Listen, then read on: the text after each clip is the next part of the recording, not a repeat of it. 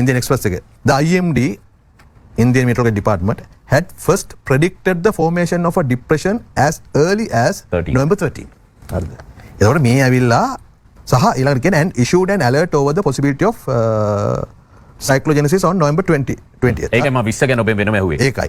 ඒ කියන්නේ මේ කාලගුණ වාර්තාවේවත් එහෙම නෑ. අතර අපි මේක දැන් මේ අපි ලියලා තියෙනවා අපේ විදේශ අමාත්‍යාංශය හරහා අපේ ආරක්ෂක අමාත්‍යාංශය ඉන්දියානු තානාපති කාර්යාලය හරහා ඉන්දියානු රජයට මේ වාර්තාව පිළිබඳව අපේ රටේ ජනමාධ්‍යත් මම දැක්කා මේ සමහර පත්තර ඉන්දියන් එක්ස්ප්‍රස් පුවත්පතේ ලියදරව්වක් කුණාට පණිවිඩයේ කල්තියා කිව්වත් බේරගන්න ක්‍රමයක් ලංකාවට තිබුණේ මුල් මනාවකයේ 13 දා අවපීඩන තත්ත්වයක් 20 වෙනිදා සුළු කුණාටුවක්.